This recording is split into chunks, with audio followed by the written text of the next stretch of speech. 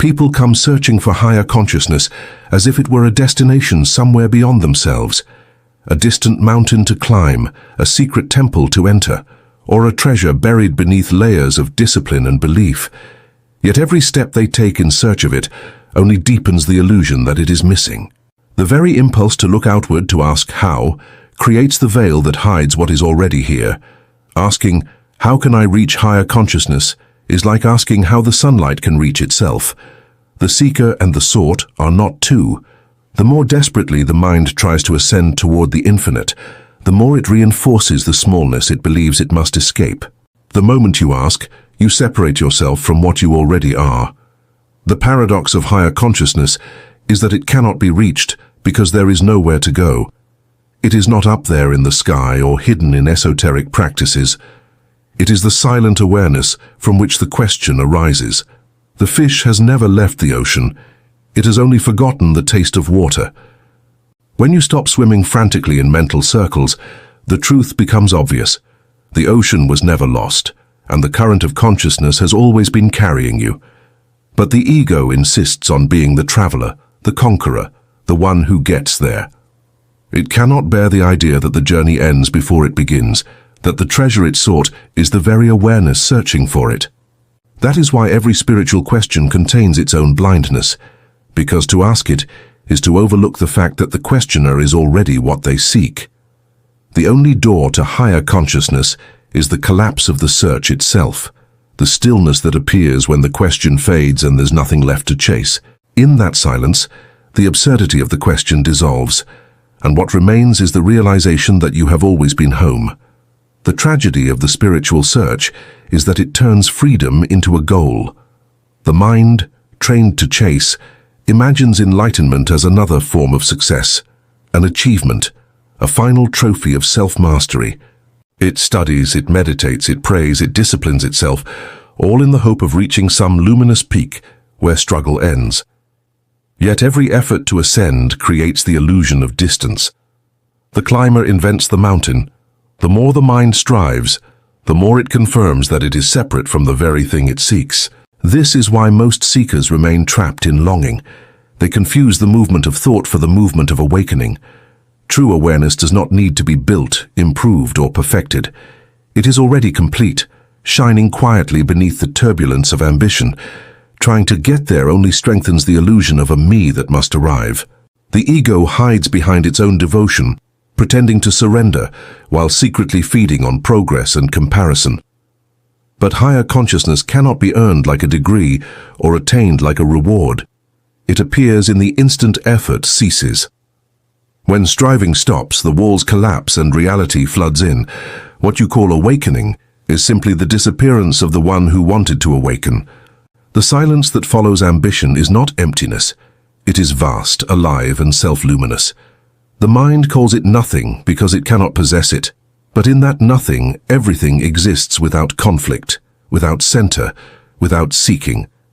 Higher consciousness is the natural state obscured by the noise of becoming. You don't reach it by ascending. You return to it by releasing. When the climber forgets the mountain, when the question, "How do I get there?" dissolves, what remains is the stillness that was never lost, the unconditioned awareness silently watching all attempts to find itself. Imagine standing before a great window, the world outside radiant with light, yet all you can see is a dull blur. You think the sun must be hiding, or that the glass itself is flawed. So you study it. You analyze the patterns of fog on its surface. You create philosophies of transparency and entire systems of purification. You build rituals around cleaning the window, wiping it every day, measuring progress by how much clearer it seems. But the irony is that the very act of constant wiping keeps smearing new fog across it. The effort to see becomes the reason you can't. Then one moment, perhaps out of exhaustion, you stop. The hands fall still, the breath slows, and in that pause the condensation evaporates on its own. The light floods through effortlessly. You realize the sun was never gone, only your activity kept it hidden. Higher consciousness is exactly this. The light is awareness itself, ever-present, timeless, self-shining. The fog is thought, self-concern, and the endless commentary that tries to capture reality instead of experiencing it. The more we analyze the light, the less we feel it. The more we describe illumination, the darker the room becomes. Real clarity doesn't come from better theories of light, but from ceasing to obstruct it. The mind is a factory of steam, producing meaning, judgment, and noise, all in the name of understanding. But consciousness doesn't need to be understood. It needs to be unburdened. When the fog of interpretation dissolves, everything becomes transparent. The ordinary world, the trees, the sounds, the warmth of sunlight on skin, turns sacred because it is finally seen as it is, without the filter of language. Nothing new appears, rather, the interference disappears. And in that unfiltered seeing, the simplest things blaze with divine intensity. The true awakening is not a new light to find, but the timeless radiance revealed when the mind stops creating clouds. Humanity lives inside a collective dream so convincing that few ever question it. From birth we are taught not to see the world, but to interpret it, to replace direct experience with words, categories, and measurements. We inherit a dictionary before we ever taste life itself. We learn that happiness is success, that worth is productivity, that identity is a collection of labels, and we spend our days performing these concepts, hoping that the reflection others give us will confirm we exist. But this performance becomes a cage. We forget that the word water cannot quench thirst, and that the description of love is not love itself. We begin to live through symbols instead of sensations, chasing validation in a hall of mirrors. Our schools, religions, and governments all operate on this same hypnosis, convincing us that meaning lies in abstraction, not immediacy. We scroll through images of life instead of living it, confuse digital applause for connection, and call our exhaustion purpose. The tragedy is that the system appears intelligent because everyone else is inside it too, nodding along to the same illusions. Collective agreement becomes mistaken for truth. But reality does not care about our agreements. The tree doesn't know it's a tree. The wind has never heard of air. These are human inventions, useful, yes, but deadly when mistaken for the thing itself. The deeper we identify with our mental constructs, our nationality, religion, opinions, and self-image, the more we lose contact with the raw pulse of existence. We have become spectators of our own lives, trapped in commentary, hypnotized by the voice in our heads that names and judges everything it sees. Higher consciousness is simply the breaking of this trance. The moment you realize that life is not a concept to be understood, but an unfolding to be experienced. To awaken is to drop the symbols, to see without translation, to remember what it means to truly be before language explains you away. The moment of awakening begins not with an explosion, but with a quiet fracture. Something in the seamless illusion of me and world suddenly cracks open, and for the first time you glimpse the space in between. It's not dramatic, it's disarmingly simple. You notice a thought rising, and instead of being swept into its current, you watch it float by. Then another and another. You begin to see that thoughts are not the ocean itself, but small ripples upon its surface. And as you rest in that recognition, something ancient awakens. The awareness that you are not the waves. You are the depth beneath them. The mind may still chatter, but its authority dissolves. It no longer dictates what is real, because you found the stillness that existed before thought began. That realization is power, not the power of control or domination, but the unshakable energy of presence. It is the return of what was never lost. You see that awareness was never inside the body, never contained by time, never owned by the name you answer to. The body, the mind, the story of you, all unfold within it. Awareness holds everything, yet is untouched by what it holds. To awaken is to reverse the direction of perception. Instead of looking out from a self toward the world, you see that both self and world are ripples within the same field of consciousness. This is why the ancient sages spoke in paradoxes, because no one can reach awareness. There was never a journey. There was only forgetting and remembering.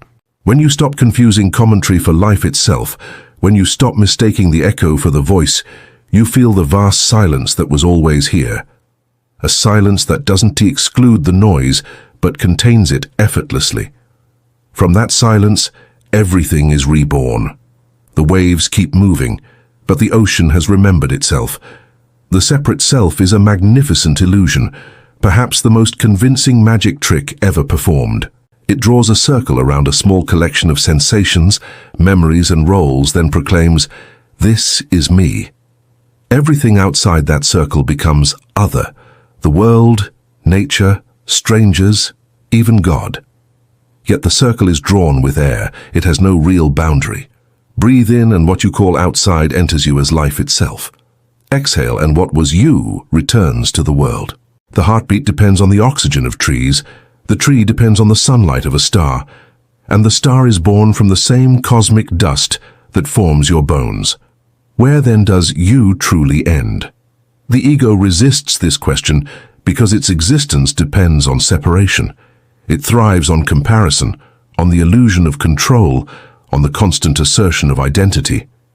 But the moment you look directly for this I, it dissolves. It cannot be found anywhere except as a thought, a story retold through language. What remains when the storyteller falls silent is not emptiness, but boundless intimacy. The skin that once seemed a wall is now a bridge, the entire cosmos breathing through a single point of perception. Higher consciousness is not about losing yourself. It's about seeing that you never were this narrow self to begin with. You are not a fragment observing the dance of existence. You are the rhythm itself. The wave cannot claim to be separate from the ocean that lifts it. Likewise, your life is not an event happening in the universe, or it is the universe happening as you. In this realization, fear loses its anchor. Death loses its finality. Everything becomes movement, fluid, inseparable. The dancer disappears, and only the dance remains, spontaneous, eternal, free. When the illusion of separation fades, the world ceases to appear as a collection of disconnected parts and begins to reveal itself as a single living organism. You look at the sky and realize it is not above you. It is within the same field of being that holds your breath. The river is not flowing beside you but through you, circulating through the same cosmic bloodstream that animates all things. Each person you meet is another expression of that same pulse of existence, wearing a different face, speaking a different language, but made of the same substance of consciousness. In this vision, opposites stop fighting. They start completing one another. Day and night, birth and death, joy and sorrow. They are not enemies in conflict, but dancers in perfect synchrony.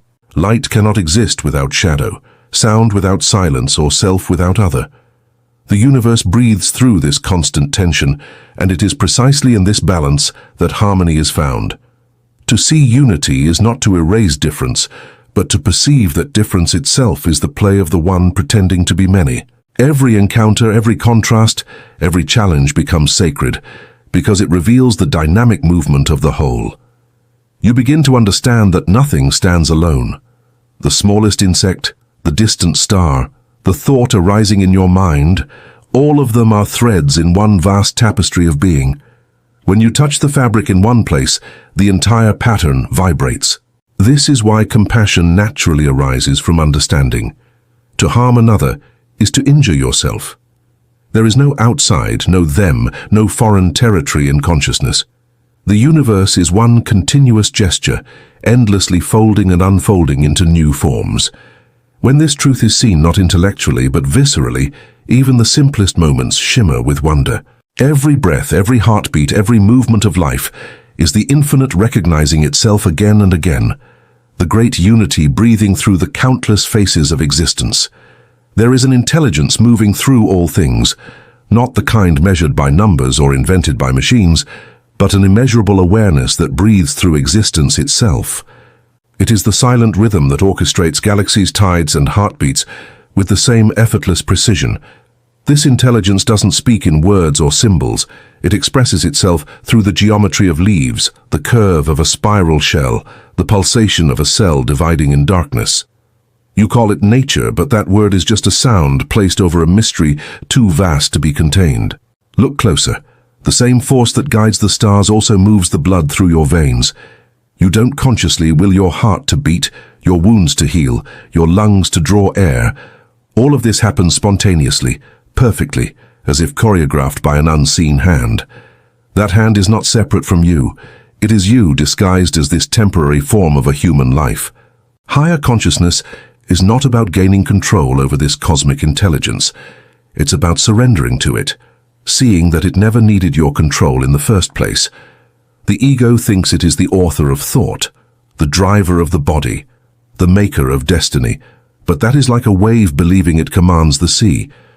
In truth, the wave is the ocean in motion, a gesture of the infinite expressing itself in finite form. When you awaken to this, the struggle to manage life softens into trust. You realize that the same intelligence that grows forests without blueprints and galaxies without architects knows exactly how to live through you. The mind relaxes because it finally understands. Life is not happening to you, nor are you making it happen. Life is simply happening as you. To see this is to be aligned with the very source of creation, to recognize that the universe is not a machine running on blind mechanics, but a living consciousness dreaming itself into form, and you are its lucid moment of self-recognition. Control is the final illusion the mind clings to. It believes that by constant effort, planning, and resistance, it can bend life to its will. But when awareness deepens, that illusion begins to unravel. You see that the hand gripping the reins was never separate from the horse. The river has always been flowing, and the idea that you could direct its current was only another thought passing through it. The realization is both terrifying and liberating. You were never the puppeteer, only the movement of the strings. Every choice, every impulse, every breath arises spontaneously from a mystery that no one owns. When you stop trying to dominate the flow, life begins to live itself through you with an elegance beyond design. Spontaneity takes the place of control, and what once seemed chaos is revealed as perfect order.